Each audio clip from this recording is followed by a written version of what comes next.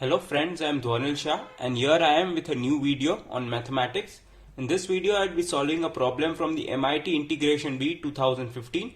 So the problem states that we need to integrate this expression. So I is integration from 0 to pi by 4 of x times the product of cos x by 2 to the power k, where k ranges from 1 to infinity.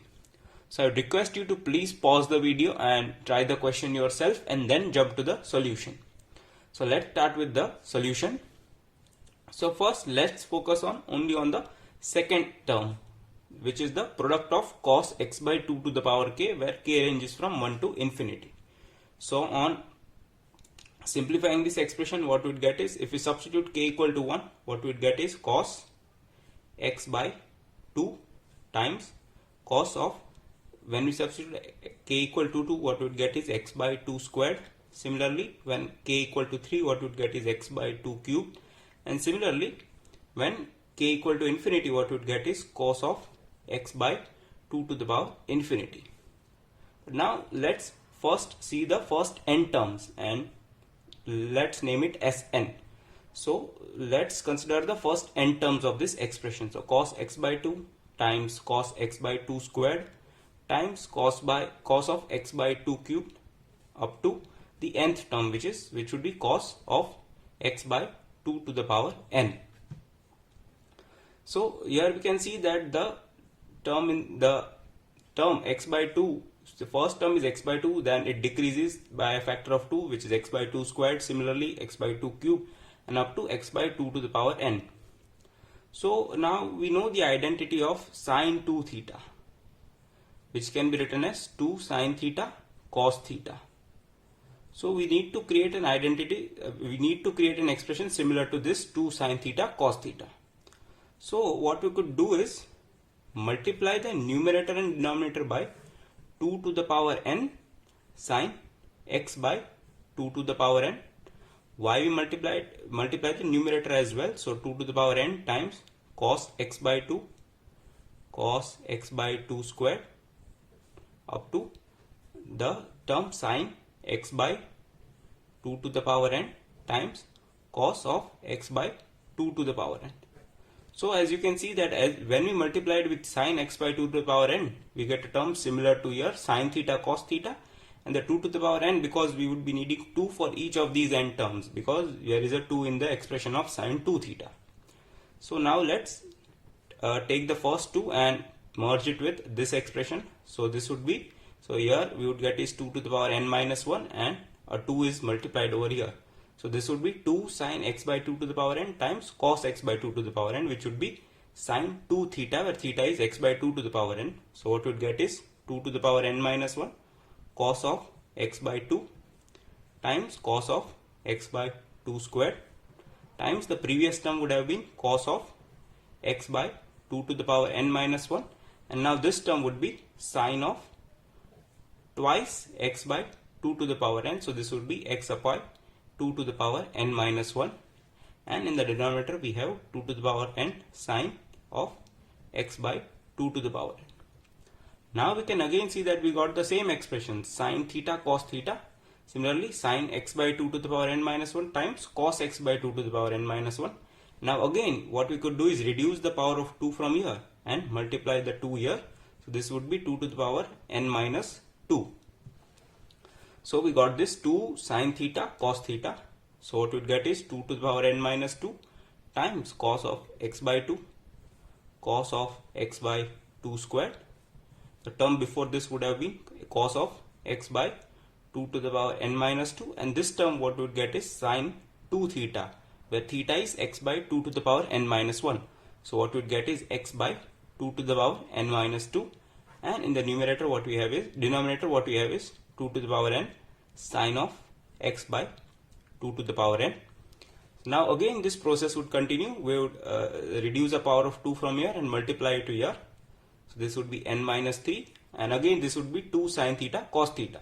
So this process would continue, and ultimately what we would get Sn to be, what we would get is the power of x by the power of 2 here in the denominator would get reduced, and ultimately what we would get is sine x divided by 2 to the power n sine of x by 2 to the power n, because the last term what we would get is cos x by 2 times sine x by 2 from the previous term, from the term x by 2 squared, and the last 2 would remain. So this would be 2 sine theta cos theta, which would be sine x.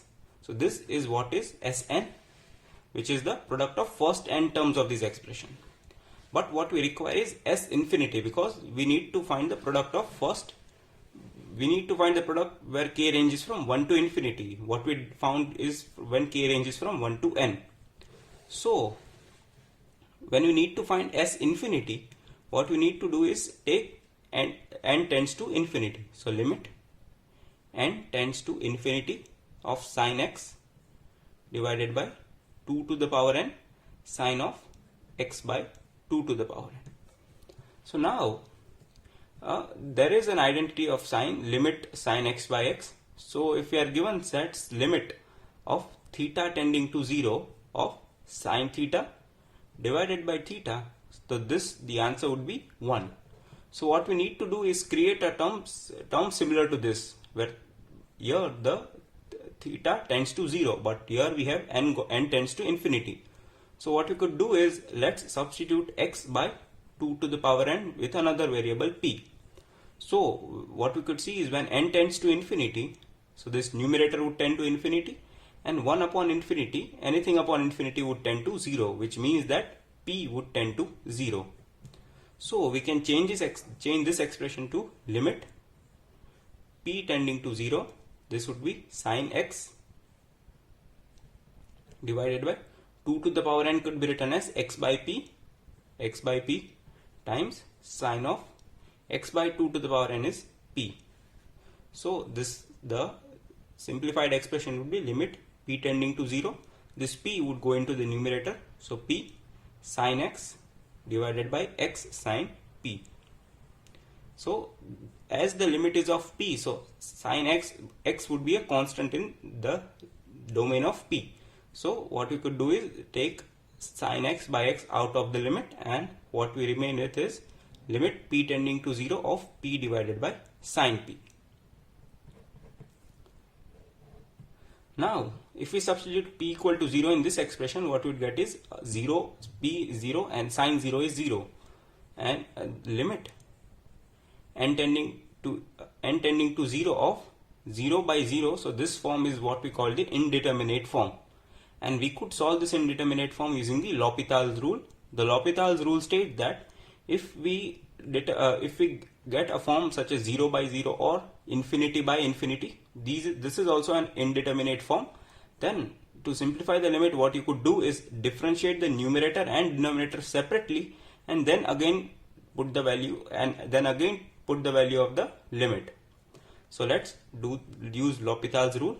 So what we would get is sine x by x would remain as it is. This limit p tending to 0.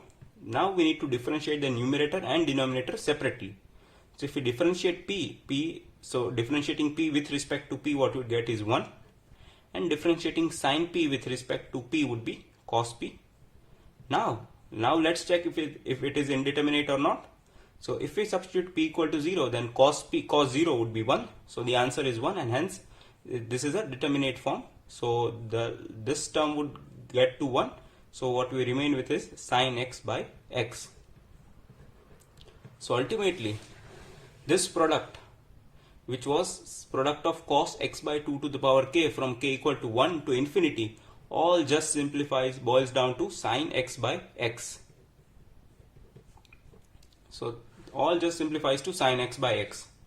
Now what all we need to do is substitute sine x by x in place of this product term. What we would get is integration from 0 to pi by 4 of x times sine x by x dx.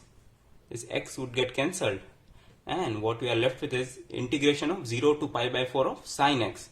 Now the integration of sine x is negative of cosine x. So negative of cosine x, and the limits are from 0 to pi by 4. Now all we need to do is put the limits, upper limit and the lower limit. So this would be negative of cos pi by 4 is 1 by root 2, and minus cos 0 is 1.